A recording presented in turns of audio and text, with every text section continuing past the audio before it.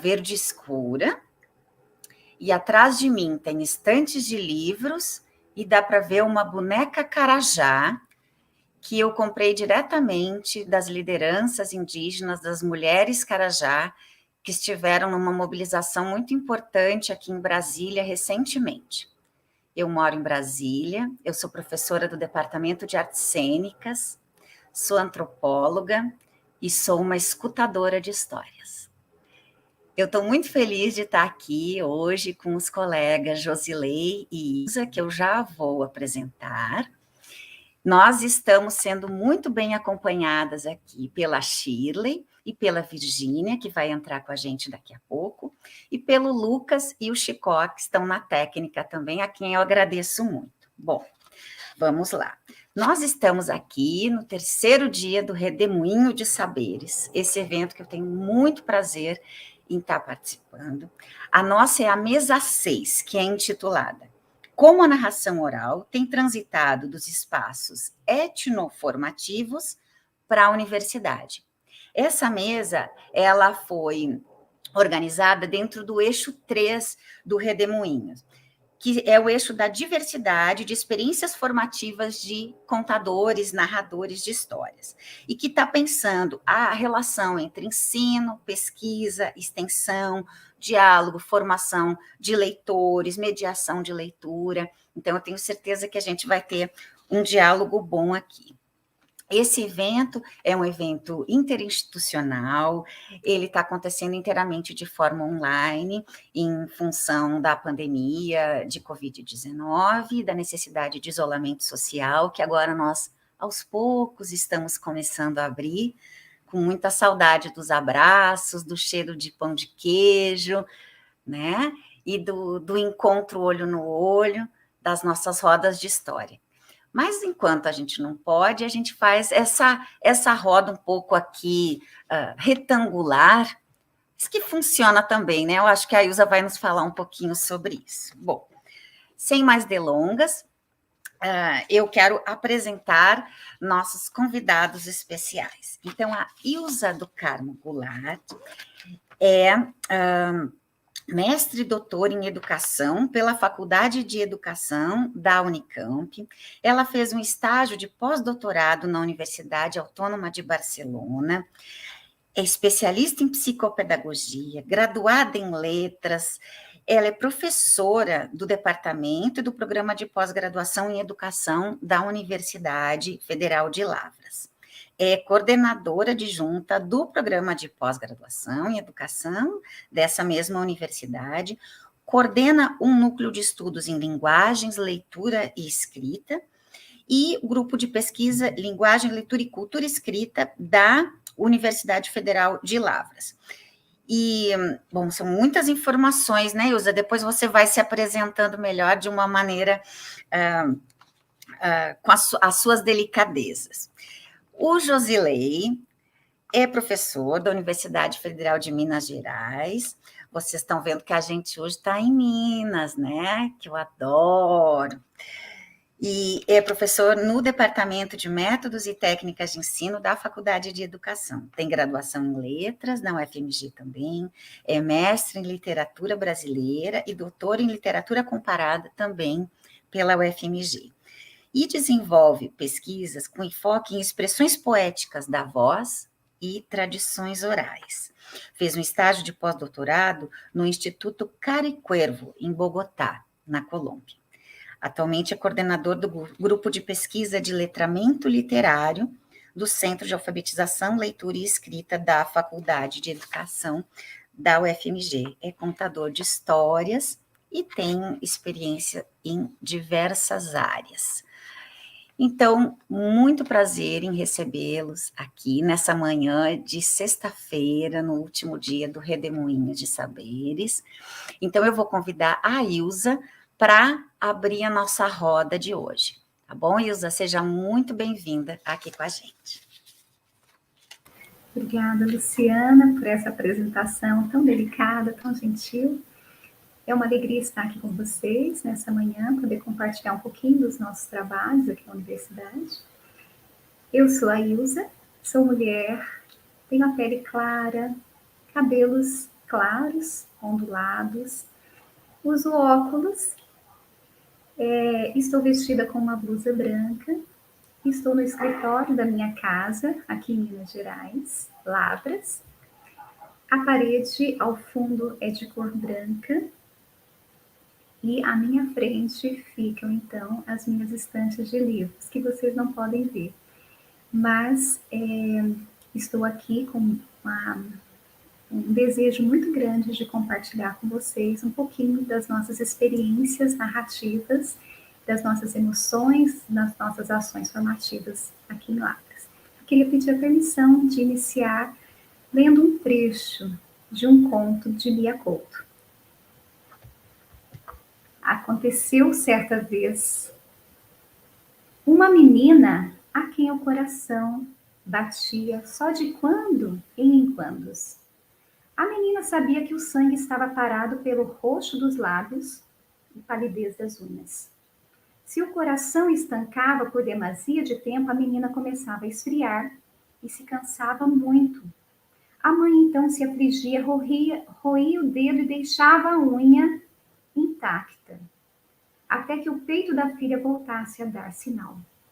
Mãe, venho ver, está a bater.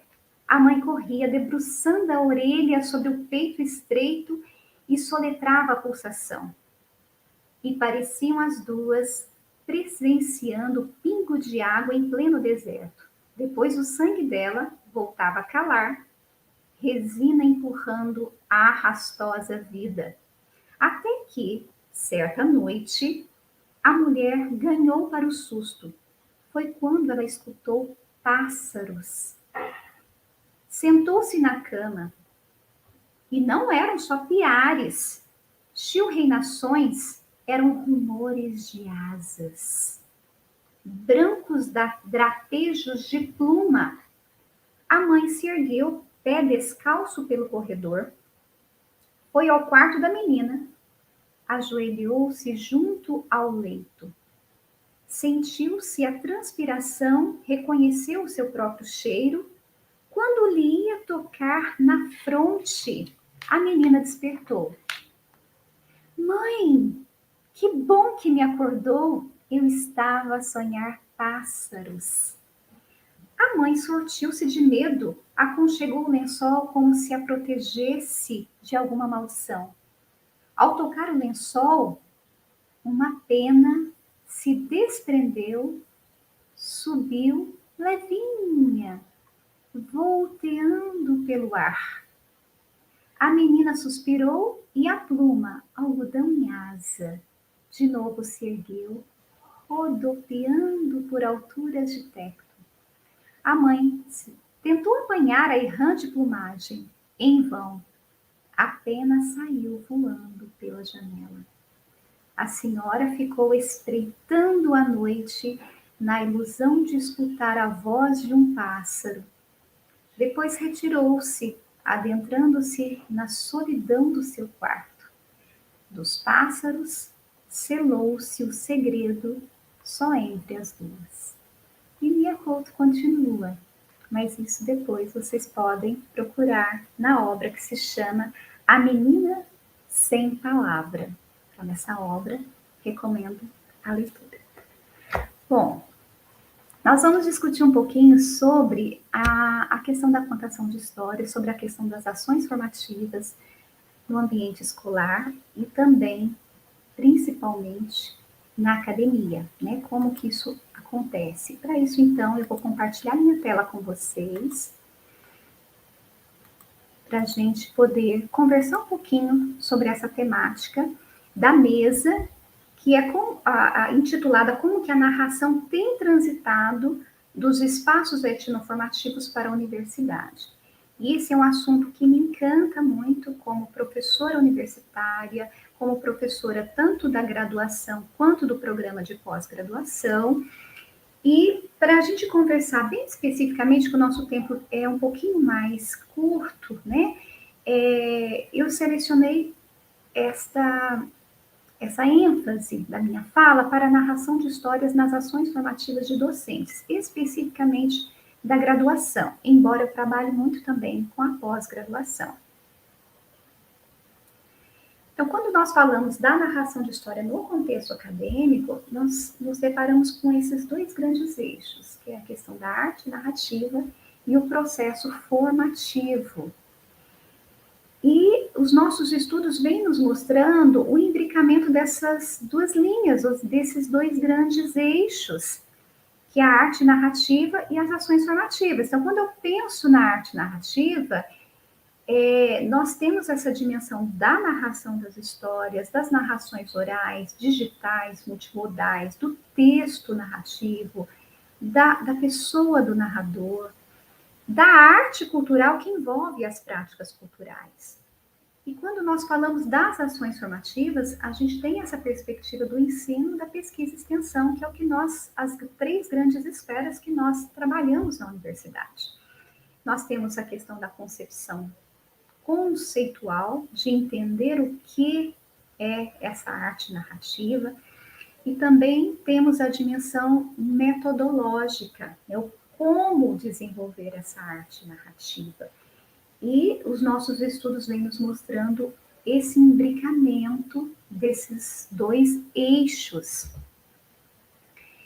E nesse processo da narração de histórias e a formação docente, que é o que eu trabalho atualmente com mais afinco, tanto na formação inicial quanto na formação continuada, a gente se depara com essas duas questões. É necessário formar professores para a narração de histórias? Como que ocorrem as ações formativas no âmbito acadêmico?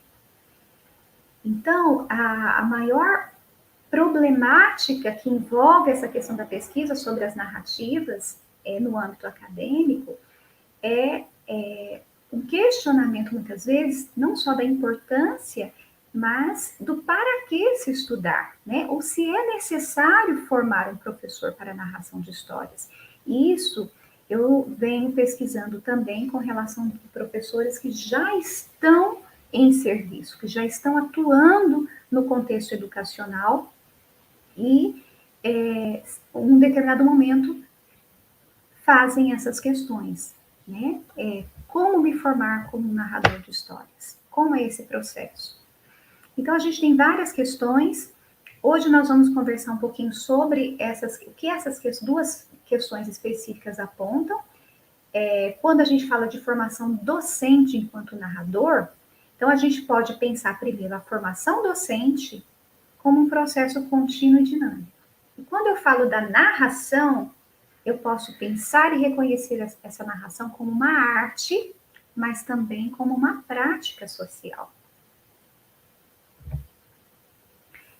E a narração, então, e formação docente, quando eu especificamente trabalho nessas duas dimensões, que é a formação inicial, com projetos de extensão, com projetos de iniciação científica, que culmina muitas vezes no TCC, e os projetos de extensão que culminam em muitas atividades dentro da universidade e fora da universidade, que é o nosso público-alvo.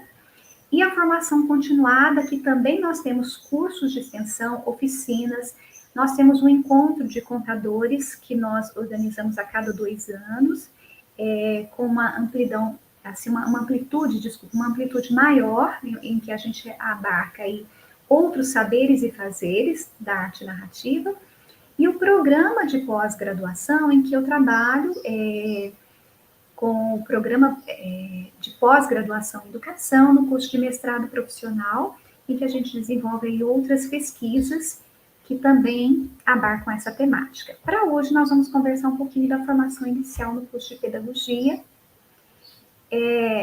que o nosso núcleo de estudos em linguagem, leitura e escrita, que nós chamamos de NELI, e um projeto específico de leitura literária e contação de histórias nas escolas. Esse projeto, ele começou em 2018, por uma necessidade, nós fazíamos muitas oficinas e cursos de extensão sobre contação de histórias aqui na universidade, então nós estávamos atingindo aí a comunidade, especificamente os professores da educação básica, da educação infantil, que vinham até nós e os alunos da graduação. E isso foi repercutindo aqui na nossa região e nos convidaram para ir fazer uma contação de histórias nas escolas. Faziam alguns anos que eu já estava aqui na universidade, nós tínhamos um grupo de alunos, já bolsistas, e nós trabalhávamos com o TEDOSH, nós trabalhávamos com a técnica da expressividade, da contação de histórias a partir do livro de literatura infantil.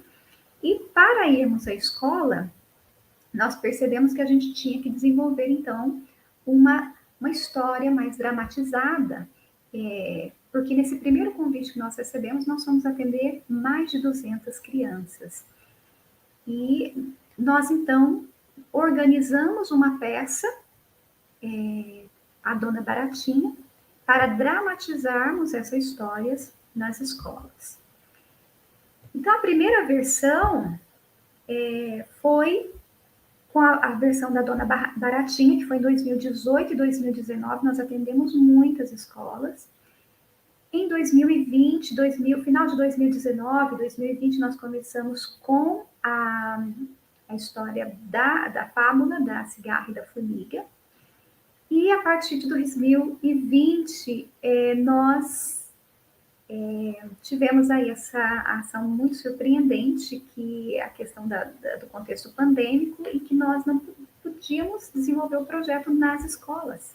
E nós passamos, então, a nos readaptar, reinventarmos, né?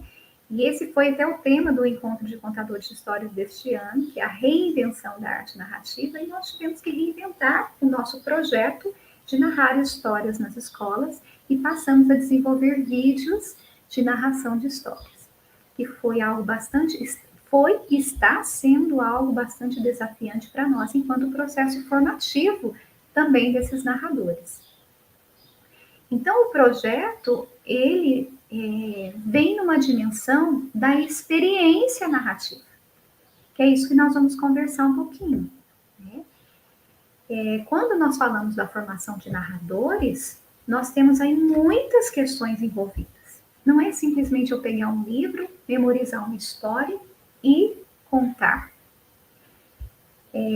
Isso também com os alunos da graduação, né? Como narrar, como realizar uma leitura, como fazer o uso da voz, dos gestos, do meu corpo, como usar o meu ambiente, seja ele presencial, seja um ambiente digital, né, ou virtual, como, né, eu vou desenvolver essa narrativa, eu vou me tornar esse narrador.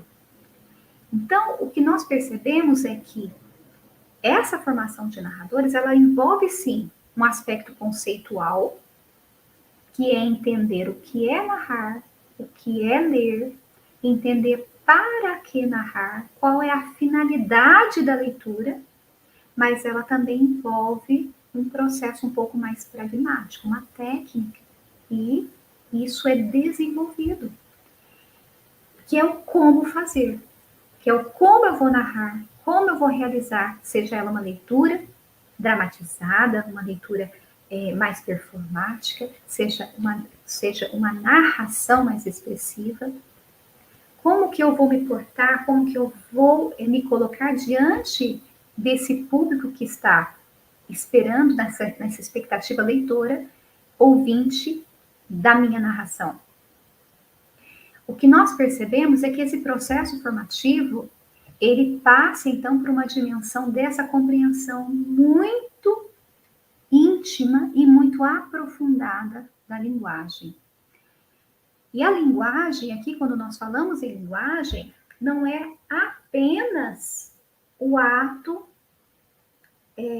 evocativo, não é só a voz, não é só a fala que está em jogo. A linguagem, ela compõe o meu gesto, as minhas expressões, o meu olhar, o meu posicionamento, a minha tonalidade, tudo que me envolve, o cenário, as pessoas que estão em conjunto, o meu envolvimento com o público.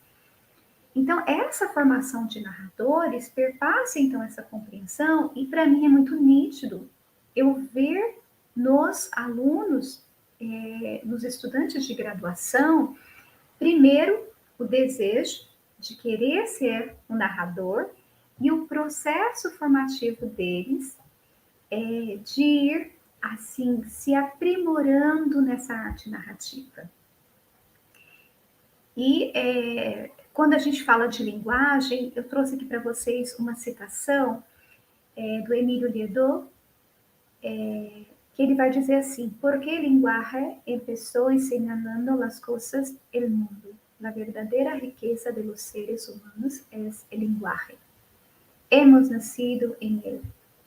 Es como una cuna. La lucha del lenguaje con otro es un sentido sin sentido. Hemos nacido por causalidad en un lenguaje. A linguagem é aquilo que nos constitui, a gente vai ver isso também em Bakhtin, é aquilo que nos constitui enquanto seres humanos, mas é aquilo que nos põe em direção ao outro. E esse processo formativo da linguagem é um processo, é algo que é construído. E quando nós montamos os grupos com os alunos, e nós estabelecemos ali a narrativa que vai ser estudada, que vai ser depois apresentada nas escolas para as crianças, há todo um desenvolvimento, é claro, conceitual, um estudo que nós fazemos com esses meninos sobre a importância da narrativa, o que é narrar, o que é ler, compreender essa dimensão teórica que subsidia a nossa ação enquanto narrador.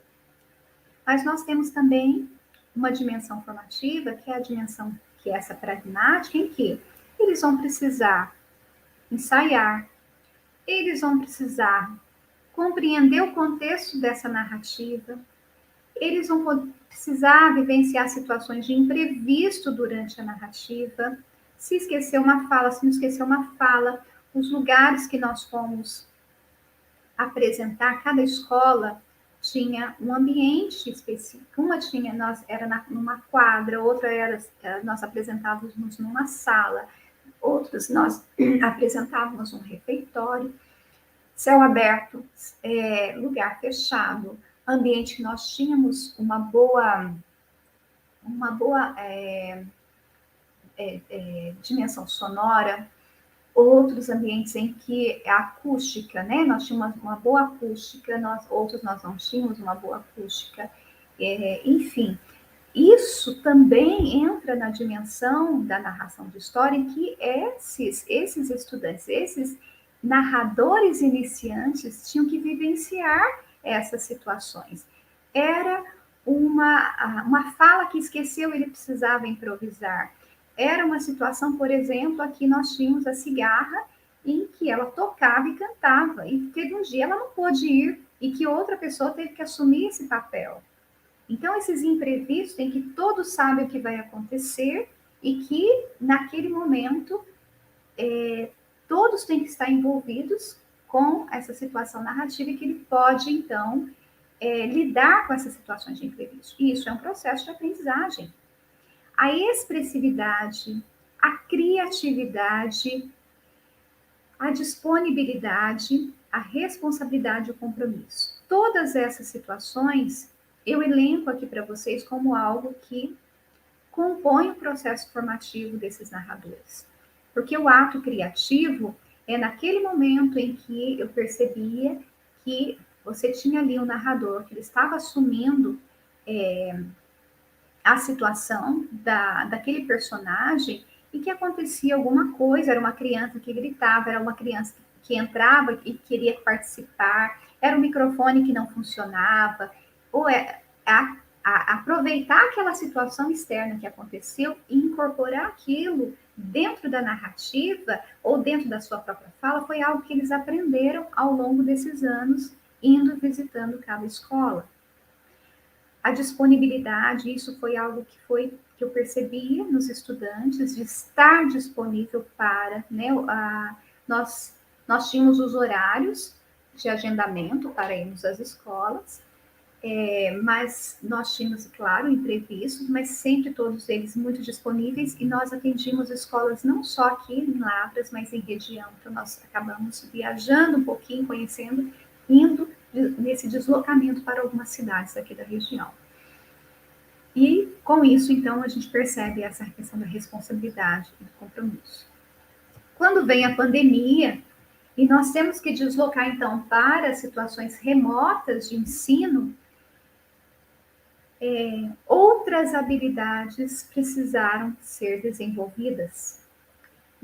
Primeiro, é claro, a questão aí de saber e de dominar o nosso aparato tecnológico, né? Mas também a saber como preparar esse vídeo, que história eu vou contar, como eu vou contar.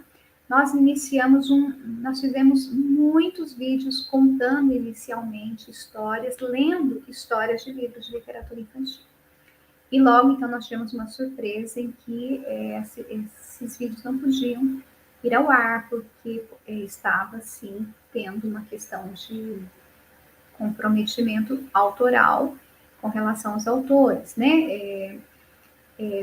Maculando o direito autoral desses autores, a gente fazendo a leitura dessas obras. Então, nós tivemos que tirar, foram mais de 20 vídeos tirados do ar.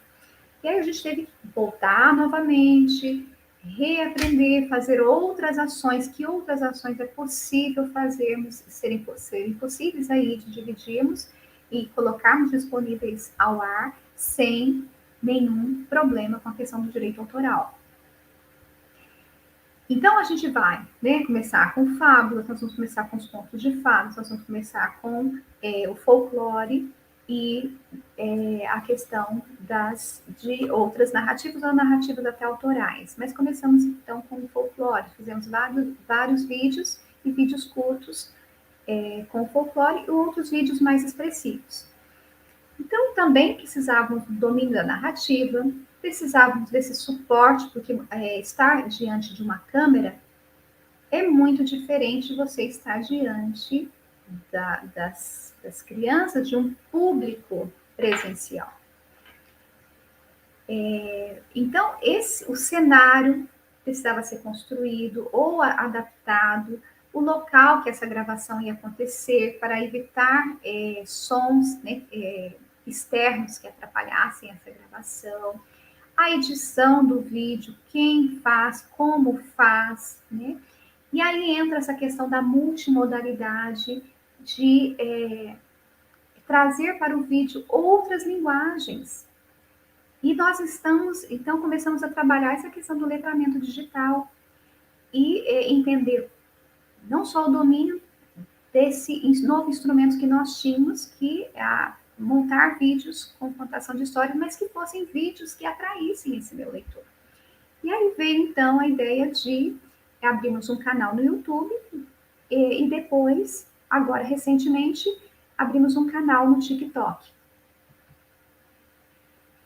Os desafios que nós enfrentamos, então, com essas ações formativas. Então, a gente tem uma ânsia muito grande de fazer, né, de formar esses meninos para a contação de história, mas nós temos também desafios para que isso aconteça. O primeiro deles é a questão do fomento aos projetos, né, com as bolsas, que a maioria desses estudantes, eles recebem bolsas para desenvolver o trabalho conosco no projeto de extensão, mas a gente tem os desafios, que é a diminuição dessas bolsas. Então, de 6 bolsas, eu acabei ficando apenas com 2 bolsas, né? Então, é uma diminuição muito expressiva, porque a gente conta, então, com estudantes que trabalham conosco, mas que são voluntários, né? Eles vão ter ali o seu certificado, mas que a questão do fomento ajuda muito com relação ao deslocamento que eles têm, ao tempo que esses estudantes vão se dedicar ao projeto. Isso compromete muito o nosso trabalho. A regularidade das ações, então, esses estudantes, quando eles têm a bolsa, eles conseguem uma dedicação um pouco mais atenuada, mas quando eles são voluntários, eles desenvolvem muitos trabalham, fazem estágios remunerados, muitos, e também fazem o curso de pedagogia. Então, eles têm que ter a sua dedicação ao curso, estudos, leituras, o que compromete uma dedicação bastante, assim, comprometida com as ações do projeto. E outro grande desafio que nós enfrentamos é a rotatividade dessa equipe. Então, a hora que você forma uma equipe, que você tem ali aqueles contadores que desenvolvem aqueles vídeos, ou que estão lá desenvolvendo a narrativa, que estão bem aprimorados, eles se formam, e aí vão trabalhar, voltam para suas cidades, aí vem uma outra equipe que você tem que começar o trabalho novamente, formativo, e assim essa rotatividade, ela se torna um desafio para nós, que a gente não consegue ter ali um processo de continuidade mais assim, nivelado, você parece que você está sempre em desnível com esse processo formativo. Com a questão, isso com relação à questão institucional, né, mas com a questão pessoal desse estudante narrador, nós temos a questão da dedicação e do comprometimento, que a gente percebe que isso também, que eu falei, que é uma aprendizagem, mas que muitas vezes você percebe que isso é desenvolvido, você tem que fomentar essa dedicação, esse comprometimento com o projeto. Né? Quanto tempo você vai se dedicar? Você fez, não fez? Né? Por que não fez? Nós temos a questão da desistência, por N motivos, principalmente agora, nessa questão remota, a gente percebeu o quanto que essa situação de um novo modelo de estudo e a situação social mesmo, de isolamento, impactou diretamente nas questões afetivas e psíquicas, né, dos nossos estudantes. Então, a gente teve muitas resistências, muitos trancamentos, por vários motivos, né, por situações pessoais. E outro aspecto pessoal é a proatividade. Então, se eu, enquanto coordenadora do projeto, eu delego a função, olha, você vai, com essa história, você cria aqui um pequeno vídeo. E aí passa uma semana, 2 semanas, 3 semanas, 4 semanas, não sai. De repente, um outro ali você dá, ele vem não só com aquela história que você sugeriu, mas ele cria outra. Então, a proatividade é algo que é uma característica pessoal e que faz a diferença no projeto, que é algo muito pessoal, né? Você tem uma dimensão ali que não é externa, né? Não tem como eu ensinar isso a não ser dando sugestões, mas é um implicador que nós nos deparamos. Porque essa ação formativa de narradores, ela vai explorar nesse meu narrador a criatividade, do que fazer, como fazer, para que fazer, mas de usar tudo que tem à sua volta para desenvolver essa narrativa. A questão da expressividade, não só dos gestos, mas da entonação de voz, e a gente vê esses estudantes evoluindo, aprimorando essa arte narrativa. Isso é tão gratificante enquanto formadora. É um dos momentos mais emocionantes que eu posso dizer para vocês, que eu vivencio na universidade, é quando eu vejo aquele estudante tão tímido, que mal conseguia falar, e ele vai à frente do público, né, nas escolas, e está ali encenando uma história. Ou aquele que é muito tímido, bastante introvertido, e grava um vídeo todo expressivo. Aqui, isso não tem, assim, como eu expressar para vocês o como isso é gratificante, porque me mostra essa superação de limites. E esse convite que nós fazemos aos estudantes da graduação, mas que é algo magnífico, né? Que é a própria formação deles enquanto pessoa, primeiro, depois enquanto narrador. E essa responsabilidade, esse compromisso que eles têm com o projeto, sabendo que eles não estão fazendo algo para mim, enquanto coordenadora. É algo muito mais amplo. Então, a gente tem um público que está sendo atingido que antes, de forma presencial, nós tínhamos nítido que eram as crianças nas escolas. E agora, quando nós estamos online, a gente tem um público muito maior. Né? Então, isso ganha uma dimensão que não é só aquela escola que nós visitávamos agora. esse vídeo roda, ele vai para a cidade, se você disponibiliza, como nós estamos disponibilizando nas redes sociais do Nelly, tanto Instagram, Facebook e agora o TikTok, um vai compartilhando com o outro, quando vê que está numa cidade, está em outra cidade, outro estado, e assim vai ganhando uma dimensão que nós não podemos computar. Quem é esse público? Eu gostaria, então, aqui já encerrar minha fala com um desses vídeos que nós produzimos. Eu vou pedir auxílio aí ao Lucas para me ajudar aí na transmissão. Era uma vez, uma mulher que queria muito ter um filho. Então, um belo dia, pediu ajuda a uma fada. A fada apareceu e disse: "Vou te dar essa sementinha mágica. Você vai precisar plantar e cuidar super bem dela." A mulher plantou e cuidou, e assim nasceu uma linda flor. Essa flor se abriu e dentro tinha uma menina, tão pequena que era de um tamanho de um polegar. Então, a chamou de Polegarzinha. A mulher colocou ela para dormir em uma casca de noz com lençóis de pétalas de rosa. Pois passando os dias, mas certa noite apareceu uma sapa. "Que menina linda dormindo! Vai dar uma ótima esposa para meu filho." E aí, a sapa pegou a Polegarzinha e a levou à beira de um lago. "Veja, filho, que linda noiva arranjei para você." E colocou ela em uma vitória régia, para que não pudesse fugir. Mas a Polegarzinha estava assustada, mas era corajosa. Esperou os sapos saírem e pediu ajuda a um peixe. "Me ajude, senhor peixe, por favor." E assim foi feito. O peixe levou Polegarzinha para longe. De cima, a borboleta via tudo. Pegou Polegarzinha e a levou para o outro lado do lago. Então, Polegarzinha ficou lá o verão inteiro.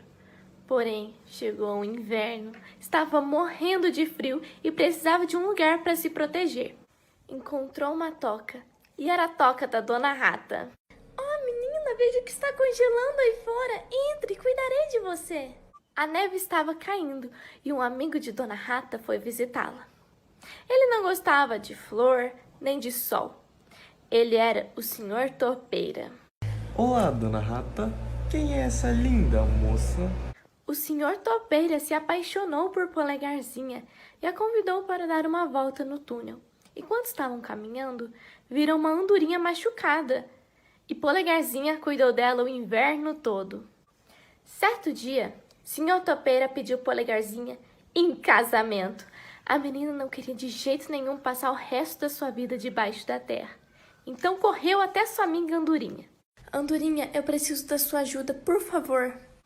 As duas partiram, encontraram um jardim lindo, todo florido, e ficaram por lá. Até que um dia Polegarzinha viu um lindo rapaz. "Quem é você? E que lugar é esse?" Eu sou o rei do Reino das Flores. Eles se apaixonaram com o passar do tempo e Polegarzinha virou a rainha do Reino das Flores. Isso, então, é uma pequena amostra do que a gente vem desenvolvendo com os estudantes da pedagogia. Para a gente é um grande desafio, mas a gente percebe que eles estão, assim, aprimorando essa linguagem e essa arte expressiva. Bom, é isso que eu queria compartilhar com vocês, Luciana. Depois a gente abre aí para conversas. Muito obrigada, Ilza. Com certeza, abrimos muito bem a nossa roda de conversas, já estamos recebendo vários comentários aqui no chat do YouTube. Inclusive, nós lembramos que quem quiser fazer perguntas, comentários, aqui a gente está, eu vou organizando e no final nós trazemos aqui para o debate. Então, sem mais delongas, eu vou passar diretamente a palavra para o nosso querido Josileide Souza, que vai compartilhar um pouco da sua experiência aqui com a gente também. Então, com você a palavra, Josileide. Ok, Luciana, muito obrigado. Muito obrigado, né, pela oportunidade de estar aqui. E antes, né, de começar, deixa né, eu me descrever, né? Eu sou Josilei, do sexo masculino, tenho a pele da cor que normalmente aparece no IBGE, que é o pardo, mas aí tem uma coisa sobre a cor da pele, que eu tenho vitiligo, então é aquela despigmentação da pele. Então, digamos que eu tenho uma pele colorida, com tons mais claros e mais escuros. Atrás de mim tem uma estante de livros e está um pouco bagunçada, não tive tempo de arrumar esses livros, mas preciso arrumar. E estou com uma camisa listrada e está aparecendo aqui uma parte com uma cor meio laranja, meio rosa. Então é isso a minha descrição. Então, primeiro eu gostaria também de agradecer de novo a oportunidade de estar aqui nesse evento, de estar nessa roda de conversa, e dizer que é uma satisfação, uma alegria muito grande pela própria configuração desse evento, né? E de tratar de algo tão importante que é a nossa arte de narrar, a nossa arte de contar histórias. E queria, inclusive, parabenizar, né, a equipe organizadora, parabenizar diretamente algumas pessoas com as quais eu tenho dialogado e que eu tenho tido mais contato, né, graças a esse evento, a Aline Kantia, que está aqui com a gente, a Luciene, a Kil, o Juliano Cherno. Claro que aqui ficou faltando gente, mas é porque essas pessoas eu tenho dialogado mais ao longo né, da organização, enfim, e do acontecimento desse evento. Então, né, a gente está aqui nesse desafio hoje, né, de conversar sobre a narração, como a narração oral tem transitado dos espaços etnoformativos para a universidade. E aí o que eu pensei em fazer foi trazer algumas experiências, né, das quais eu tenho participado, algumas experiências que eu tenho vivenciado na UFMG, e conversar um pouco, né, sobre essa presença da arte de narrar na universidade. E para isso eu vou compartilhar aqui a minha tela. Eu preparei alguns slides aqui.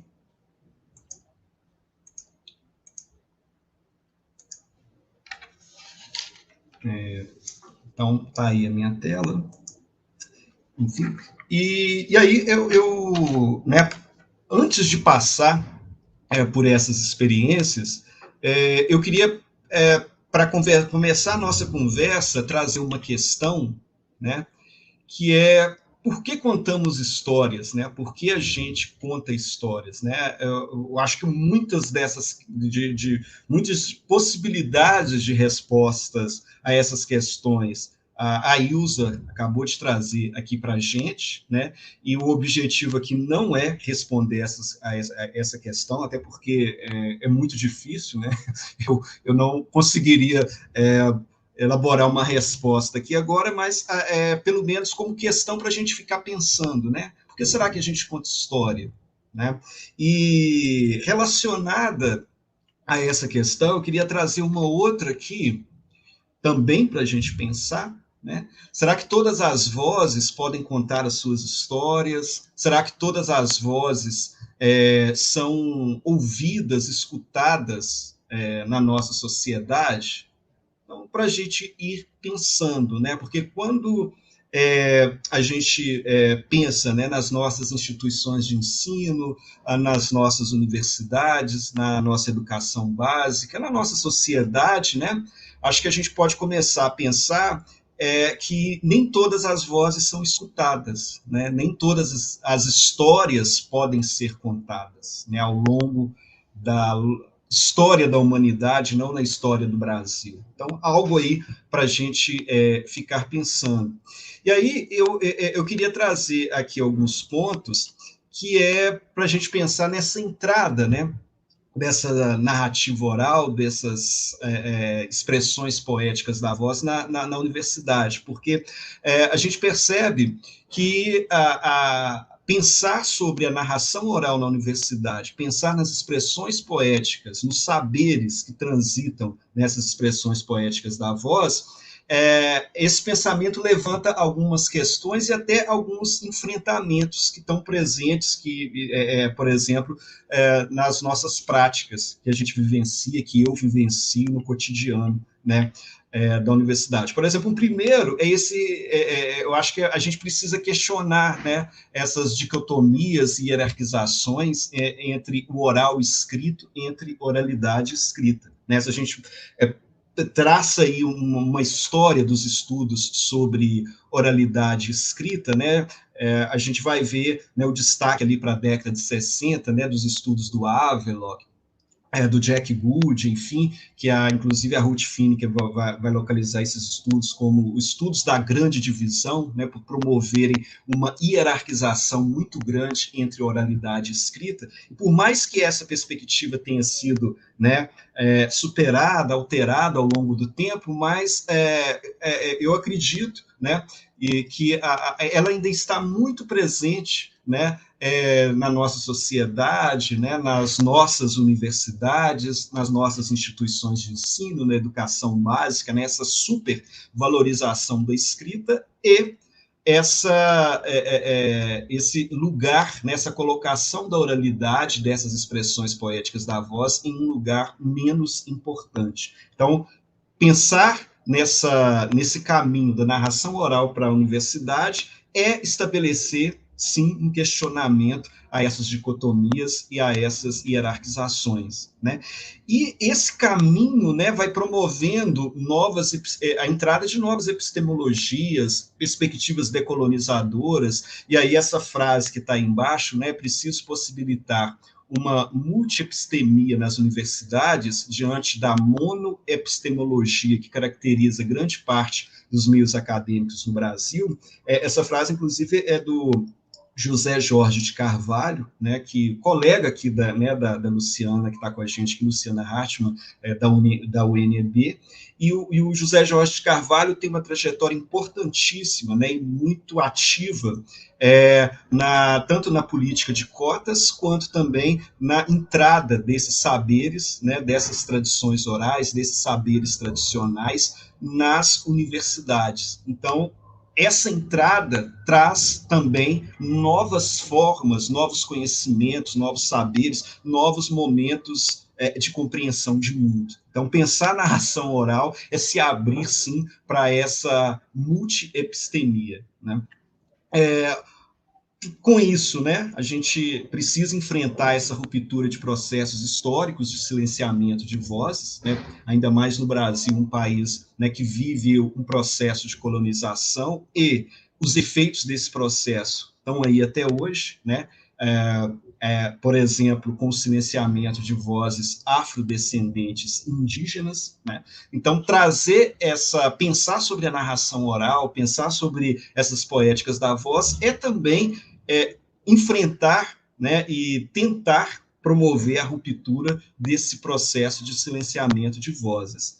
E mais um ponto também que eu gostaria de levantar aqui, e que eu acho que é importantíssimo, né, a necessidade da gente ampliar a própria noção de literatura, né? A partir do momento que eu penso sobre essas expressões, sobre essa narração oral, sobre essas narrativas, oralidade, é eu pensar, por exemplo, a literatura para além do próprio texto escrito, né? Romper com essa relação escrita que está na própria etimologia, né, da palavra literatura, e pensar que a poesia, a expressão poética, ela não se dá apenas no livro, né? Como diz lembrando aqui Paul Zumthor, né, que chama atenção para que essa noção de literatura ela está impregnada, né, de um eurocentrismo, né, muito grande, né?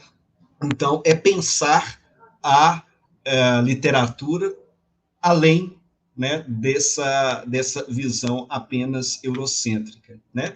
E aqui é uma coisa que eu tenho vivido muito, né, que quando a gente trabalha com a arte de narrar, né, essa promoção permanente de uma reflexão sobre tempos e ritmos, e quando eu coloco aqui tempos e ritmos, são os próprios tempos e ritmos da vida escolar, da vida acadêmica, né, dessa vida que está em meio a uma supervalorização da escrita, né, pensar a educação sobre outras, né, a partir né, sob outras perspectivas, né, e que é algo desafiador, né, porque a gente está numa sociedade em que o conhecimento precisa ser quantificado, né, e a narração oral traz um outro tempo, né, o tempo da escuta, né, é um tempo que não se mede apenas pelo relógio, ou é um tempo que está muito além do relógio, é um outro ritmo de vida, né, instaura um outro ritmo de vida. Então,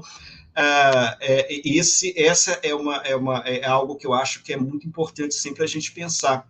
E aqui tem essa imagem, né, que eu gosto muito, que é uma imagem de uma das edições das Aventuras do Barão de Munchausen, do Gustave Doré, e que tem essa imagem, né, que o Barão de Munchausen está ali num lugar num pântano, e ele se atola, e aí como é que ele sai daquele pântano, né, e a saída é pegar o rabicho, né, puxar o rabicho, e aí, graças a isso, esse ato, né, de puxar o rabicho, levantar a cia ao cavalo, ele consegue sair do pântano. Então, trabalhar com a narração oral é convidar a escuta, né, é convidar a uma cena como essa, a um encantamento, e é um convite a se deixar encantar, né? E que muitas vezes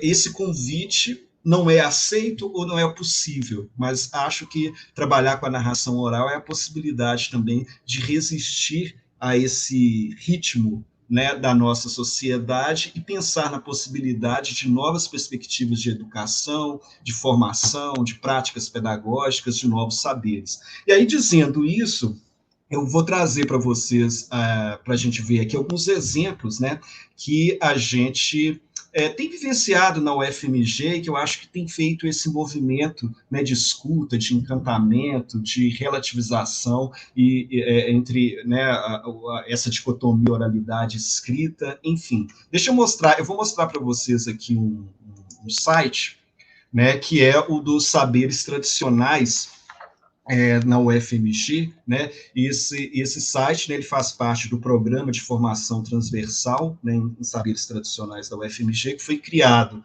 em caráter experimental em 2014 e foi instituído formalmente em 2015. E essa, né, formação, né, a formação transversal em saberes tradicionais, ela é inspirada e está em diálogo com uma proposta chamada Encontro de Saberes, que é um projeto de inovação epistêmica e pedagógica iniciado em 2010 pelo Instituto Nacional de Ciência e Tecnologia de Inclusão no Ensino Superior e na Pesquisa, sob a coordenação do professor e pesquisador José Jorge de Carvalho, da UNB, que eu acabei de mencionar aqui, né? E a partir dessa experiência de 2010, essa proposta ela foi crescendo, né, e foi entrando em diálogo com outras universidades, ali mais ou menos a partir de 2014. E daí, essa experiência na UFMG. E aqui tem na página, né, alguns mestras e mestres, né, que têm atuado nessa formação, que a perspectiva é trazer esses saberes para a universidade, né, em disciplinas que são ministradas por essas mestres e mestres. Aqui alguns, né, e aí vocês vejam que a gente vai ter aqui, né, a presença de negros, negras, né, afrodescendente, os indígenas, né, e junto com esses mestres a gente vai ter muito forte essa entrada da narração oral, e essa entrada de um outro ritmo, de uma outra forma de compreensão de mundo, né, de outras e novas epistemologias. E aqui eu tenho vivido, dentro dessa formação transversal, a gente tem também a formação transversal em relações étnico-raciais, a oportunidade de oferecer uma disciplina junto com a colega Magna, inclusive a Magna está participando desse evento nas sessões de comunicação, e a Magna é uma contadora de histórias com uma atuação fortíssima com essas expressões orais negras, afrodescendentes e africanas, e juntos a gente tem ofertado uma disciplina que, na verdade, é uma oficina intitulada Oficina sobre Aspectos da Cultura Africana e Afro-Brasileira. E é ofertada para, né, todos os cursos da UFMG, então agora a gente está na segunda oferta. Na primeira, a gente teve em torno de 30 alunos de diferentes cursos da UFMG, agora de novo, a gente está vivendo essa experiência com também em torno de 30 alunos, e é muito interessante porque a gente tem ali a presença de alunos de vários cursos, né? Administração, a odontologia, enfim, e sempre a gente tem pensado em trazer essas mestras e mestres, né, para ministrarem as aulas junto conosco. Então, nesse semestre, por exemplo, a gente está focalizando o canto, né, a música, quer dizer, essa relação memória e música, e com vários convidados, uma disciplina que acontece no formato de seminário. Então, isso altera muito, né, tanto né, a dinâmica ali do que a gente chama de aula dentro da universidade, esse programa de formação transversal é importantíssimo, né, e a nós mesmos, né, a minha prática pedagógica é muito afetada e alterada o tempo todo graças a essas experiências que eu vivencio, né. Eu vou voltar aqui para os slides, para continuar aqui. Então, uma outra experiência, né, que eu tenho vivenciado também na UFMG é o curso de formação intercultural para educadores indígenas, né, que é um curso de licenciatura para indígenas, né, o FIEI, que acontece na Faculdade de Educação da UFMG, e é um curso que oferece 4 habilitações: Ciências Sociais, Humanidades, Matemática, Ciências da Vida e da Natureza e Línguas, Artes e Literaturas. E atualmente, inclusive, eu estou na coordenação da habilitação em Línguas, Artes e Literaturas, e a narração oral está muito presente nesse curso, né, que tem essa perspectiva intercultural. Então, a gente tem atividades tanto na Faculdade de Educação, quanto também nos territórios indígenas, né, e aí trouxe algumas imagens aqui para vocês de momentos nesses 2 territórios, né, e a narração oral está lá com a gente o tempo todo, né, por exemplo, na nossa habilitação, Línguas, Artes e Literaturas, a gente tem vários trabalhos desenvolvidos para os alunos que focalizam essa narração oral, né? Por exemplo, esses trabalhos, eles são desenvolvidos como trabalhos de final de curso, e aí é muito interessante porque essa força da narração oral faz a gente repensar até no próprio formato desses trabalhos, né, que muitas vezes precisam sair desse formato do texto escrito, nesse formato, né, de um texto dissertativo acadêmico, e ganhar novas configurações, porque a escrita, né, não dá conta, né, desse universo, né, presente nessas narrativas orais. Até para trazer como exemplo uma experiência que a gente teve nesse trabalho com os indígenas, né, dentro desse programa Saberes Indígenas na Escola, que foi um programa que é um programa com o objetivo de desenvolver recursos didáticos para as escolas indígenas. Então, junto com o povo Xacriabá, aqui de Minas Gerais, a gente fez esse livro, publicou esse livro de narrativas orais dos Xacriabá. E aí é interessante porque no trabalho, no diálogo permanente com os professores indígenas, o próprio formato livro precisou ser revisto. Então, como vocês estão vendo aí, a gente tem lâminas, né? É um livro que se organiza por lâminas, tá?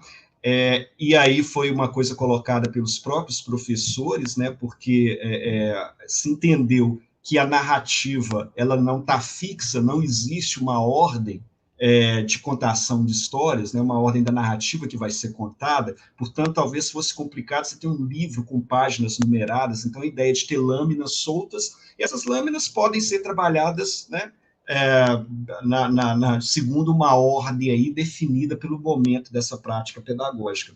E aqui, inclusive, um CD, né, a gente teve a necessidade de colocar um áudio para trazer a voz do contador, né, exatamente por uma consciência de que o texto escrito não dá conta, e a gente precisou pensar junto com os professores como que a gente faria a própria escrita desse texto, né? Como trazer, por exemplo, esse português Xacriabá, esse português indígena Xacriabá. E aí a gente exercitou uma transcrição que permitisse a presença de ressonâncias, né, desse português, como vocês estão vendo aí nessa história, o homem e a panela de barro, né? E aí é muito... você começa a falar desse universo todo, começa a gente a fazer, a repensar o próprio trabalho com a língua portuguesa nesse curso, por exemplo, né? Isso não só na habilitação Línguas, Artes e Literaturas, mas das demais. Essa é uma discussão permanente que está no curso, né? Essa discussão sobre línguas indígenas, sobre identidades e línguas indígenas, né? Graças a essa presença desse povo, dessa história, dessas narrações. Uma outra experiência também né, que eu tenho participado é um projeto de extensão do Conto ao Encanto, né, que a gente tem na Faculdade de Educação, que está vinculado ao GEPEL, que é o Grupo de Pesquisa do Letramento Literário do CEALI. E dentro desse projeto a gente tem um grupo de contadores de histórias, né, o Grupo Movência, e que a gente se apresenta em espaços, eventos culturais, aqui algumas imagens, e também é um grupo de pesquisa, então a gente tem participante de estudantes de graduação, a participação de estudantes de graduação, e desenvolvendo nessa prática de contar, estudando sobre isso. Inclusive, nesse período de pandemia, a gente tem gravado alguns vídeos, né, que estão disponíveis no nosso canal no YouTube. Então, a gente tem experimentado a contação de histórias nesse universo das novas tecnologias. Inclusive, a gente está... O GEPEL, ele organiza um evento que se chama Jogo do Livro, ele está acontecendo agora também, durante esse mês de novembro, e aí eu convido a vocês a depois entrarem lá no canal do YouTube, porque o evento está todo lá, e aí, né, vocês colocando lá no YouTube GEPEL, CEALI, vocês vão localizar, e esse evento Jogo do Livro, que já existe desde 1995, nesse ano, ele está organizado a partir de 3 trilhas, que são os eixos temáticos, e temos lá uma trilha chamada a Barrigudo e o Baobá, o mundo narrado ao pé da árvore, em que a gente traz, então, essa abordagem sobre expressões poéticas da voz, né? Então, vejam que um evento que a gente traz, né, que tem esse nome Jogo do Livro, né, o próprio GEPEL já tem discutido essa ampliação da noção de literatura para além do livro. Então, o livro está aí pensado como algo que está para além do texto escrito, além desse suporte, né? Eu já estou chegando aqui, estou vendo meu horário aqui, daqui a pouco, já vou caminhando para o final. Eu gostaria de retomar a questão, né, por que contamos histórias, e trazer um exemplo aqui rápido de uma história e também de um contador de histórias de quem eu gosto muito. E aí, antes de chegar no contador, trazer um trechinho aqui do Paul Ricoeur, que está lá no livro A Memória, a História e o Esquecimento, que ele fala do risco, do perigo da história oficial, quer dizer, né, dessa história que nos é contada na escola, nas nossas universidades, né, que é uma história contada apenas de um ponto de vista, né, e ele usa essas expressões, uma narrativa manejada, uma narrativa canônica, né, e trazer a narração oral, né, eu já tinha dito isso aqui, pensar na possibilidade de contar outras histórias a partir de outros pontos de vista, né? E aí, rapidinho aqui, eu queria trazer, então, um contador, já que a gente está falando de contador de histórias, trazer aqui o Pedro Braga, e um exemplo para a gente pensar sobre a força dessa arte de narrar, né? E o Pedro Braga é um contador de histórias do povoado do Val,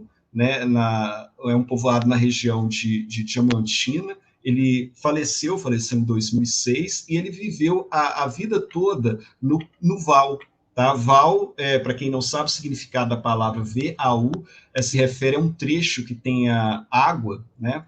Um rio ou uma lagoa, um trecho mais raso, onde você pode atravessar a pé ou a cavalo. E está na região de Diamantina, né? O antigo Arraial do Tijuco. Então, Pedro Braga, aqui na imagem, o rio Jequitinhonha, tá? O povoado está às margens do rio Jequitinhonha, e é a região do antigo Arraial do Tijuco, né? Uma região que conviveu a vida toda conviveu a vida toda não, né? Mas que tem a sua história marcada pela atividade da mineração, né? E tem lá as histórias, por exemplo, da Chica da Silva, por exemplo, né? Tem um passado muito conectado com o trabalho do negro escravizado, né? e a esse universo da extração mineral. E aí o Pedro Braga, ele, além de contar histórias oralmente, ele também escrevia, né? E aí tem uma coisa interessante, porque ele estudou apenas por cerca de 4 anos, daqui a pouco eu vou mostrar um pouco da escrita dele, e além de escrever as histórias que ele contava, ele também trabalhou na agência do Correio do Povoado, um trabalho voluntário. O Val tem mais ou menos 100 habitantes, né? E aqui nessa malinha tem algumas cartas, né? E o povoado do Val, o único meio de comunicação do povoado, até mais ou menos a final, meados da década de 90, era o Correio, né? E teve uma época que o Correio estava sob ameaça de ser fechado, ali quase ninguém escrevia, e aí não tinha movimento de carta. E aí o que o Pedro Braga fez? Ele começou a mandar carta para todas as pessoas que ele conhecia, morador, viajante, quem passava por ali, e com as próprias cartas ele manteve o correio aberto, né? E aí, inclusive, esse evento na vida do Pedro Braga inspirou o filme Narradores de Javé.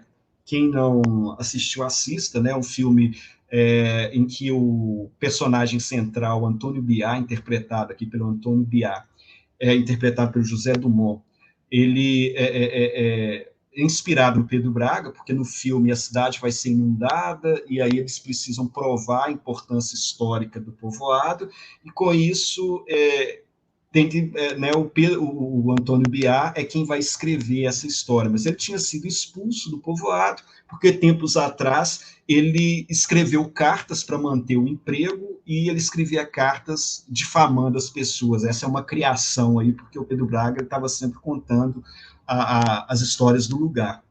E esse filme é dirigido pela Eliane Café, e a Eliane Café trocou cartas com o Pedro Braga. Então, se inspira no Pedro Braga para criar aqui o personagem, né, Antônio Biá.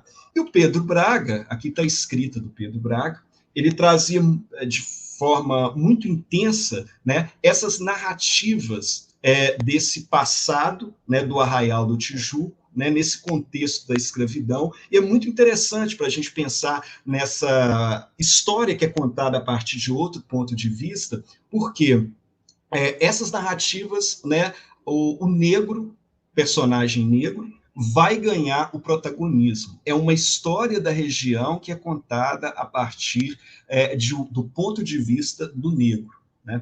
E aqui, nessa que eu trouxe para vocês, é a história de 2 pais, o pai urubu e o pai jacarandá. Esse termo pai, ele era usado, né, nesse contexto da escravidão para se referir aos negros que tinham uma certa liderança ali no contexto da escravidão. E esses pais, eles tinham poderes mágicos. Até hoje, se você for, por exemplo, na região de Milho Verde, próximo ao Val, que é muito conhecido aqui no turismo de Minas Gerais, tem lá o Poço do Pai Jacarandá, né, num trecho do rio Jequitinhonha, em que seria o lugar onde o Pai Jacarandá ficava durante os trabalhos na mineração. E aqui é uma dessas histórias em que esses 2 negros se encontram e há um duelo de forças sobrenaturais, né? E aqui, para encerrar, contando uma história para vocês, porque tem um momento em que eles comem, eles estão num jantar, comem galinha, reúnem os ossos, cobrem com pano, e o pai urubu, o pai jacarandá, faz esse galo vir à vida, né? Dos ossos aparece um galo, e o pai urubu, ele fala, canta Angaro, e aí o galo pula na mesa e canta. E aí, por muito tempo, trabalhando com esse material, a gente ficou pensando, né, o que é esse Angaro? Será que ele teve dificuldade para escrever aqui na ortografia Angaro, e escreveu Angaro ao invés de galo? Mas aqui você vê o galo escrito. E aí, esse material ele faz parte de um projeto da Faculdade de Letras da UFMG, que é o Que Encontra um Conto, Aumenta um Ponto, um projeto que reúne um acervo grande de gravações com contadores de histórias do Vale do Jequitinhonha, coordenado pela professora Sônia Queiroz. E aí, numa oportunidade, a gente, em contato com alguns estudantes angolanos que estavam fazendo intercâmbio na UFMG, esses estudantes são falantes de Umbundo e Kimbundu, são 2 línguas banto, que muitos estudos mostram que foram línguas muito faladas no Brasil, né, no período aí da escravidão. Inclusive, muitas palavras né, que a gente tem no português hoje, são provenientes dessas línguas, né, tipóia, carimbo, caçula e por aí. E aqui, conversando com esses estudantes, eles viram essa história e falaram: angaro é galo, é o correspondente galo, que vem do derivante, da derivação do português galo, em umbundo e quibundo. Né? Então, é interessante ver que nessa história de uma região onde essas línguas foram faladas, essas línguas banto, né, ficou ali, numa história transmitida oralmente, através de gerações, um registro de uma palavra, né, africana, né, de línguas, né, cuja presença na nossa história, elas são sistematicamente, historicamente, apagadas e evitadas. Então, é para a gente pensar que a narração oral é a possibilidade, né, da gente ouvir essas outras histórias, essas outras vozes que são tantas vezes apagadas, né, na nossa tradição aí de uma centralidade muito grande na escrita. Então é isso que eu gostaria de trazer aqui para vocês. Mais uma vez agradecer pela oportunidade de estar aqui nessa manhã e dizer que eu estou muito feliz, né, da gente poder fazer essa roda, da gente poder contar um pouco de história. Muito obrigado. Obrigada também, Josilei, muito inspiradora. Não sei se a gente vai ter tempo para trocar tudo que a gente vai querer trocar. Isso, vou chamar a Ilza de volta aqui, mas é sempre bom porque a gente abre possibilidades de, justamente, né, entrelaçamento das nossas redes, a gente vai se conhecendo melhor, né?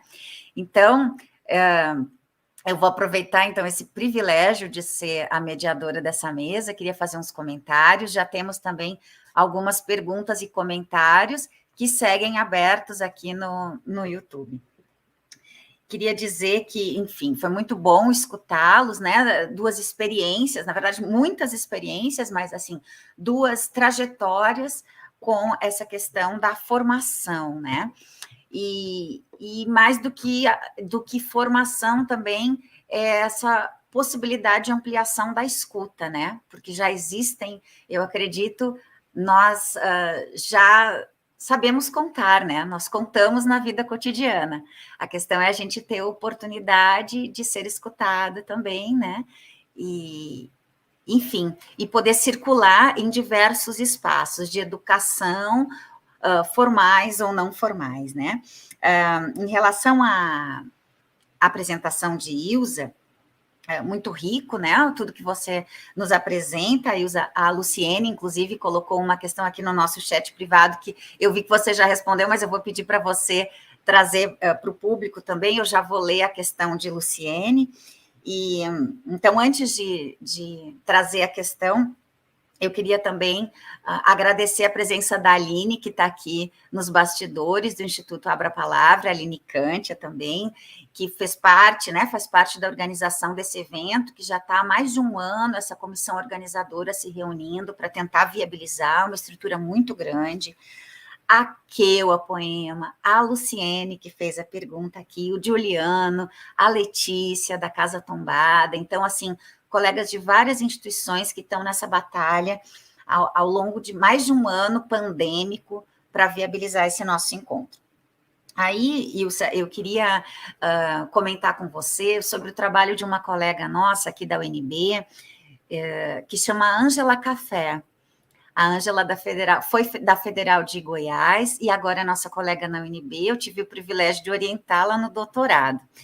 E ela tem um projeto que se chama Vou Te Contar. É um projeto de extensão que ela desenvolve há muitos anos e tem a ver com a questão de Luciene, porque agora está em vias de se pensar nesse processo de curricularização da extensão, né? E, de fato, tem uma adesão muito grande, porque está trabalhando com pessoas, né, com estudantes de vários cursos da universidade e com vários membros da comunidade em geral, né? Então, eu vou ler a questão de Luciene aqui para compartilhar com a gente, né? Então, vamos lá. Luciene. A Luciene coloca assim... Na o EFS, a gente oferta uma disciplina optativa, onde trabalhamos os pressupostos teórico-práticos da formação do contador de histórias, e só depois que passam por essa disciplina é que os estudantes que desejam se profissionalizar migram para a extensão. Aí ela diz que não tem esse problema do comprometimento, que você aponta como uma das questões, porque mesmo sem bolsa, eles passam por um processo de audição e eles acabam se vinculando, e também tem uma questão de todo projeto de extensão, ele dá um certo número de créditos, de horas aí. E aí ela pergunta isso para você, né? Se você já tem pensado como um componente de curricularização da extensão. Então, eu vou abrir a nossa roda aqui com essa questão para a Ilza, e depois eu também gostaria de comentar alguns aspectos que o Josilei trouxe também e trazer outras questões. Ilza.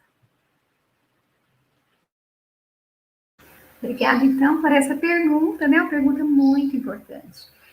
Nós temos, sim, aqui, nós tínhamos, aliás, né, uma disciplina eletiva, em que eu ministrava essa disciplina, e dentro da própria disciplina, então, eu oferecia umas ações formativas bem práticas, da questão da leitura e da contação de histórias, então era, assim, uma disciplina muito rica. Mas isso foi durante 4 anos, então foi um trabalho muito efetivo. Atualmente, não. Atualmente, eu venho assumindo muitas disciplinas obrigatórias, e essa disciplina não coube mais na minha carga horária. Nossa, eu estou no meu limite, acima do meu limite máximo de disciplinas obrigatórias que eu ministro no curso de pedagogia e também no curso de pós-graduação. Então, assim, humanamente, não daria conta mais de assumir essa disciplina como eletiva, né? Então, acabamos dando prioridade para as disciplinas obrigatórias. Então, para compensar isso, no nosso programa de pós-graduação, no mestrado profissional, as mestrandas precisam ter um produto. Então, o produto é sempre uma oficina ou um mini curso de extensão, que elas fazem ou de leitura literária, ou de contação de histórias, aos estudantes da pedagogia e à comunidade geral, aos professores da comunidade. E sempre nós oferecemos cursos, né, de extensão mais abertos, em que a gente consegue atingir essa temática. Mas não algo tão específico, formativo, como uma disciplina que priorize. Então, isso é uma lacuna que nós temos, porque se eu não tive essa possibilidade, a gente não teve um outro professor que pudesse assumir, né? Então, isso vai aparecendo, então, nessas situações. É claro que a gente está vivendo um contexto, que é o contexto pandêmico, que não tem como a gente colocá-lo como uma forma única, né, ou comum de que isso acontece. Então, a gente está vivendo situações muito diversas, né, que nós nunca nos deparamos.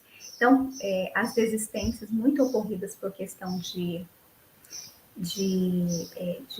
doenças pessoais, né, de situações muito pessoais, de afastamento dos estudantes. Isso não está acontecendo só comigo, né? Isso está acontecendo em vários outros grupos também. Então, não é algo que está acontecendo, mas que no momento não é o grande parâmetro, né? O parâmetro mais é a rotatividade, né? E essa rotatividade sempre vai acontecer, né? Isso vai acontecer também até nos programas de pós-graduação, em que a hora que você forma uma equipe, aí logo vem uma outra equipe. Então, nós já conversávamos sobre isso quando eu fazia mestrado, né? Então, lá em 2013, antes um pouquinho, né? Em 2009, estava fazendo mestrado, eu lembro que a minha orientadora já falava desse problema de rotatividade formativa que a gente tem tanto na pós-graduação, para que você comece um estudo, que você tenha uma equipe mais avançada nos estudos, você vem uma nova turma, né? E assim por diante. Creio que sim, que eu acho que a instituição de uma disciplina abarcaria, assim, conceitos, né, e uma formação um pouquinho mais primorosa, que daria uma base, vamos dizer assim, né, talvez um impulso mais efetivo para as ações mais concretas. Mas isso é algo, assim, que muito bem colocado aqui pela Luciana, né? Acredito que seja ela que fez Luciene, a pergunta. Luciene, que fez a pergunta. Obrigada, então. Respondido. Sim, sim. Porque a gente está com um projeto, né, de institucionalização da curricularização da extensão, né, como parte do currículo. Mas muito bom, é uma coisa que a gente ainda vai ter tempo de ir desenvolvendo, né? Josilei, um prazer também escutá-lo. Eu já tinha conhecido de longe o Josilei, junto com a professora Sônia Queiroz, que eu venho acompanhando há muitos anos. E vou levantar alguns pontos assim e trazer também comentários e perguntas aqui das nossas ouvintes. Quando você fala, né, de questionar essa dicotomia oral e escrita, né, Josilei, acho muito importante. E eu me lembrei, a Flávia, aqui nos comentários do YouTube, ela falou assim, eu estou correndo atrás das referências. Aí eu tomei a liberdade, Josilei, de mencionar algumas das referências que você citou, né? Jack Good, a Ruth Finnegan, o Paul Zumthor. E eu lembrei de uma grande mestra que eu tive, brasileira, Jerusa Pires Ferreira, que me ajudou muito a pensar, era uma grande especialista em literatura de cordel, né? E me ajudou muito a pensar, porque eu fiz pesquisas na região de fronteira entre Brasil, Argentina e Uruguai, que não é conhecida por essa literatura, digamos, escrita, mas eu fui descobrir que existia uma série de edições populares que circulam até hoje nas fazendas, nas zonas rurais, e que elas, na verdade, fazem também essa circulação, ou seja, elas já são provenientes da oralidade, e as histórias lidas ali voltam para a oralidade também. Então, a Jerusa me ajudou muito a pensar sobre isso, né? E sobre o projeto Encontro de Saberes, que foi um dos projetos que você citou, né, Josilei? Assim, eu participo desde 2010, desde o iniciozinho do projeto aqui na UNB, e realmente, assim, é uma mudança muito forte, muito importante, é um aprendizado muito grande. Ontem à noite até fiz uma fala para o pessoal da Casa Tombada, e eu falei de uma coisa que para nós é muito importante, e que eu tenho certeza que vocês concordam com isso, quer dizer, a gente tem aí uma alteração que é epistemológica, que passa por uma questão que é metodológica, ou seja, pedagógica, são formas diferentes, isso que você fala dos tempos e espaços da instituição, quando você percebe que você... Eu, por exemplo, fui professora parceira, né, do mestre Bio Alexandre, durante várias edições, um mestre de cavalo marinho de Condado, de Pernambuco. Então, assim, por exemplo, numa aula de bordado, o bordado não cabe em 2 horas a aula, né? Então, assim, como é que a gente trabalha com isso, com essas espacialidades e temporalidades da instituição, das disciplinas, né? Então, tem a questão epistemológica, que passa por questões metodológicas, éticas, políticas, mas tem um dado que eu acho que é muito importante, eu sempre faço questão, eu sei porque o Zé Jorge sempre traz isso também, que é a questão econômica. A gente tem que valorizar economicamente, financeiramente, remunerar estes mestres. Não basta convidá-los né, assim, agraciá-los à presença da universidade, tem que remunerá-los, como nós, professoras e professores universitários, somos remunerados pelo nosso trabalho. Acho que esse é um dado bem importante, né? Porque aí a gente começa a ter um pouquinho mais de equilíbrio aí, né? E aí o que você traz? Quem pode contar? E aí eu faço um pouco a ponte com Ilza, que eu tenho trabalhado há alguns anos em escolas, ouvindo histórias de crianças, porque é isso, né? A gente tem muito isso de levar as histórias para as crianças. Então, queria pensar um pouco, Ilza, te provocar, assim, né? Em que medida o projeto de vocês tem um espaço de escuta das histórias também, embora possa não ser um dos objetivos, né? Então, juntando com isso que eu falei, vocês vão guardando tudo na memória. A Aline Cantia colocou aqui no nosso chat. Josilei, Quando organizei uma mostra de histórias indígenas para fazer com meus estudantes na universidade, tive muita dificuldade de acesso a acervos digitais e de domínio público, diferente das histórias afro-brasileiras, por exemplo, que estão mais acessíveis, né? Você acha que isso acontece porque há um cuidado, uma proteção por parte dos próprios povos tradicionais em salvaguardar suas histórias e mantê-las entre os seus? Ou tem mais a ver com a política de apagamento mesmo, né, contra a qual a gente tem lutado? É a questão da Aline. E no nosso chat no YouTube, a gente tem, então, a Flávia, que já comentou, né, como o evento em geral tem mudado a sua forma de ser pedagoga, e a Cíntia Nascimento coloca o seguinte: como os multiletramentos auxiliam e ou podem fortalecer os processos de formação na graduação dos narradores de histórias. Tá?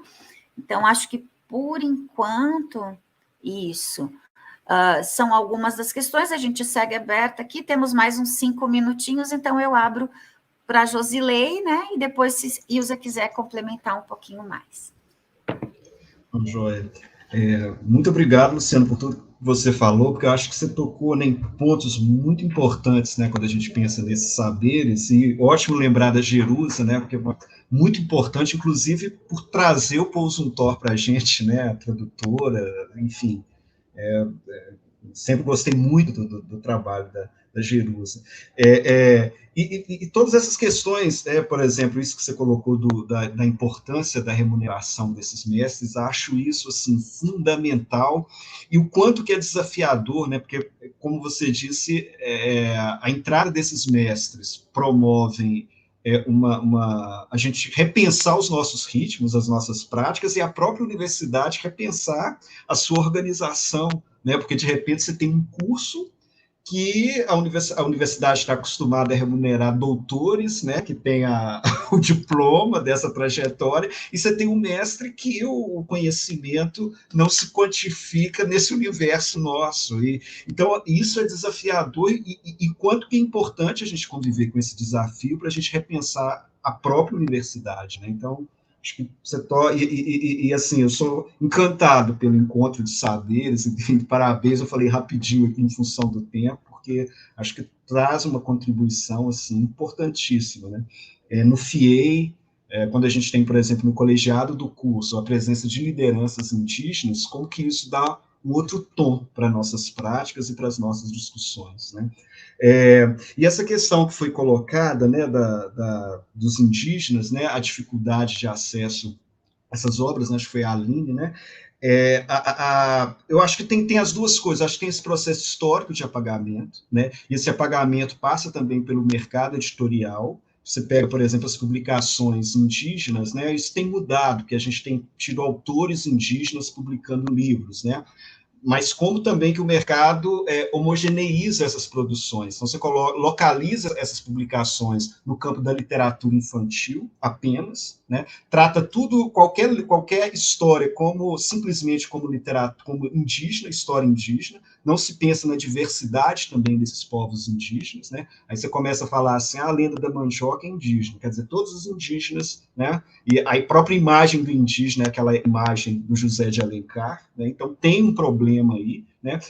E tem também uma falta de investimento, uma falta de cuidado, que tem a ver também, por exemplo, eu acho, por exemplo, se a gente pega as publicações de autoria indígena, a primeira publicação que é identificada como autoria indígena é aquele livro do povo dessano, né, Antes o Mundo Não Existia, da década de 80, publicado num trabalho de formação de professores. E ao longo dos anos, a gente tem muita publicação, né, de autoria indígena, nesse contexto de formação de professores, que muitas vezes ficam vinculadas ali às universidades, né, por exemplo, o programa, né, Saberes Indígenas na Escola, enfim, e não circula de forma mais ampla, né, que tem a ver, para mim, com essa política de apagamento, porque esse mercado editorial não quer dar voz para essas histórias que estão aí, né, para a nossa ancestralidade, né, como brasileiro. Né, como brasileiros. Eu acho que é esse movimento, né? Eu acho que em alguns momentos tem também a questão da preservação, mas os próprios povos indígenas, quando publicam esses trabalhos, já definem aquilo que vai e aquilo que não vai, né? Então, acho esse movimento, né, de apagamento dessas vozes é muito forte, né? E se procura. Então, quem se interessar, por exemplo, a gente tem esse material tem sido publicado, a Maria Inês de Almeida, no Literaterras, na UFMG, também publicou vários e vários livros, neles várias narrações orais, e que ficam, às vezes, né, nesses núcleos de pesquisa. Eu acho que precisam circular mais. Então, inclusive, quem se interessar, depois eu posso, né, passar alguns, divulgar, né, alguns contatos, enfim. Acho que é isso, rapidinho aqui do nosso tempo, Luciana. Muito obrigada, Josilei. Então, vou passar a palavra para a Ilza, só assim também, bem rapidinho, né, Ilza, porque a gente tem um tempo, inclusive, em respeito às nossas tradutoras aqui de Libras. Então, por favor, Ilza. Eu só queria comentar, Luciana, essa questão que você falou das histórias com as crianças, né? Nós temos também assim, muitas pesquisas e projetos de iniciação científica que eu desenvolvo também com os estudantes, e também com aplicativos, né? A gente tem alguns aplicativos que permitem às crianças criar as suas narrativas, e a partir disso tem vários trabalhos já publicados com relação a isso. Então, assim, tem muitas ações interessantíssimas em que a gente tem esse momento da narração para as crianças, a formação com os professores, a formação entre eles, né, que são as ações desenvolvidas no programa de pós-graduação, do núcleo de estudos dos mestrandos para com os pós-graduandos, e nós temos essas pesquisas, porque tanto da leitura literária quanto das narrativas, do reconto que as crianças fazem. Então, essa é uma das pesquisas assim, mais interessantes. Ela ficou um pouco prejudicada nesses 2 anos que nós tivemos agora, nessa situação de pandemia, mas foi muito interessante porque nós pesquisamos a questão dos professores, né? Como trabalhar de forma remota a contação de histórias. Então, a gente tem algumas pesquisas muito interessantes que vão para a defesa agora, né? Neste ano, no final do ano que vem, com dados muito interessantes sobre essa situação, né? Por conta do tempo, a gente acaba não conseguindo falar, né, de tudo aquilo que a gente consegue desenvolver, mas tem coisas assim, muito interessantes que aí ficam para as cenas dos próximos capítulos. Muito bom. Eu imaginei, quando você falou TikTok, eu pensei, elas devem estar dialogando ali diretamente, né? Que a gente está tendo também, é isso, e como você trouxe tão bem, né? Como é que a pandemia também nos desafiou a essa alfabetização digital também, e aí a gente aprende também muito com as crianças, né? Queridas, muito obrigada, a Luciene colocou ali, eu também agradeço muito, Luciene, assim, olha, e realmente quero parabenizar a organização desse evento, guerreiras, vou colocar no feminino, porque a maioria são mulheres maravilhosas desse Brasilzão que estão levando esse evento tão bonito. Convido a todas que estão nos ouvindo aqui também que continuem acompanhando até hoje no final da tarde. Então, muito obrigada novamente, Ilza, um prazer conhecê-la, vou atrás das suas pesquisas e orientações aí, Josilei, um prazer revê-lo aqui, aprender um pouco mais também, né, e conhecer um pouco mais esses projetos que eu já acompanho de longe da UFMG, que eu admiro muito também. Muito obrigada, Shirley e Virgínia, por terem nos acompanhado. Então, pessoal, um ótimo final de sexta-feira para todas nós. Obrigada. Obrigada. Um abraço para vocês. Tchau, tchau. Tchau.